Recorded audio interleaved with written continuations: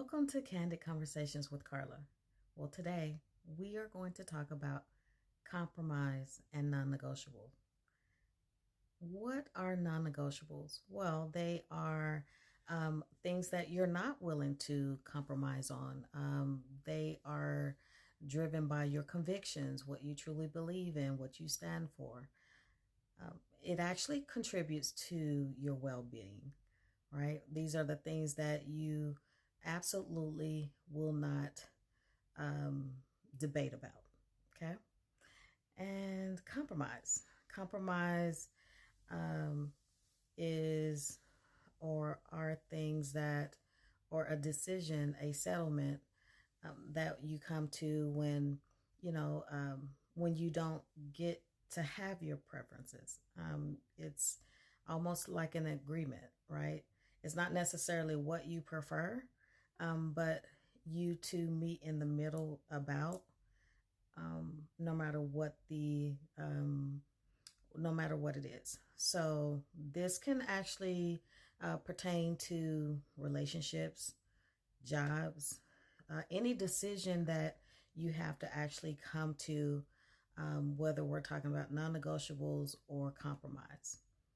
Well, let's actually jump into those things, right? So we find that when we are talking about non-negotiables, especially in things like a relationship, right?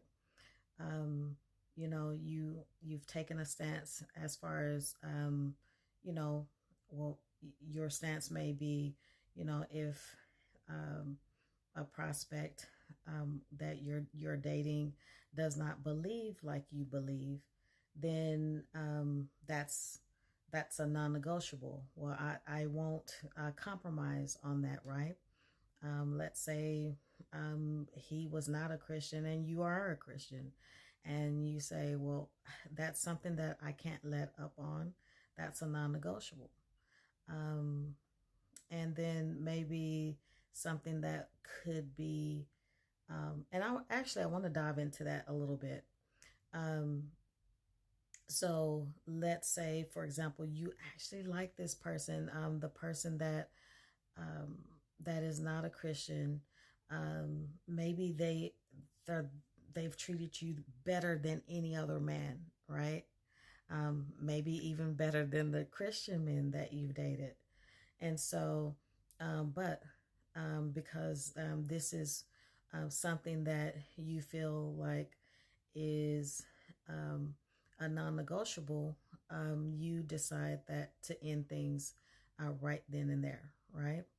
Now, life be life, and right. So, um, at one point in your walk, you may be very, very strong about those non negotiables, and you won't let up on those things, right?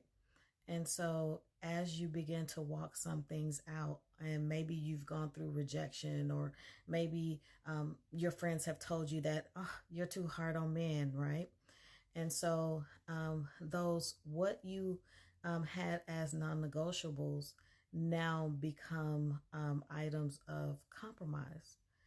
And really, um, are they items of compromise? Because deep down on the inside, it's really who you are. And so, but as I stated, I call it like the perfect storm, right? What you were not willing to negotiate or compromise before, now you've been kind of worn down. And those non negotiables, you're actually looking at those items as items of compromise. Well, that can be dangerous, okay? Because how many times have we seen people, and I want to use that example when we're talking about like a relationship, right? And mind you, this is a lifetime decision, a lifetime, you know, commitment that you're making, and your non-negotiable that you've now compromised in. You actually have to live day in and day out with that decision, right? And so what am I saying with that? Okay, so let's say deep down on the inside, you know, um, you love God with all of your heart, and this person that you've gotten with is not a Christian, and but you love them, you love them, and they treated you the best that you've ever been treated. And let's say you're now married, and it's year 5 in marriage, right? And um, I mean, you love him, and he loves you, but he doesn't want to go to church with you, or he doesn't really. You can't really talk to him about ministry because, or your role in ministry, because that's just not something he can even relate to, right? And so this is what we're talking about as far as non-negotiables, because remember that part of not having a non-negotiable is it actually contributes to your well-being. So the non-negotiables have to remain non-negotiables even when you like someone, even when that job offer looks good, even when because remember they are based on your actual conviction, who the heart of who you really are, right? And I do want to actually talk about compromise, because we're not, this doesn't just delve into relationships, but even jobs, right? Let's say, for example, you were going for a job, and you liked the company, and you felt that this company, just even having the company on your resume, was very beneficial to you. Um, and when you joined the company, you went in as um, on a lower scale, when you, in reality, you know good and well that you have the experience, you have the education, but yet you settled for this particular position just to get in the door, right? And let's say you're in year 3, and they've passed you up for every promotion there is. And so, and we're talking about compromise, right? And so now you're unhappy because you're compromising something, um, because you liked the company, you like them for maybe their reputation or how great it makes your resume look, right?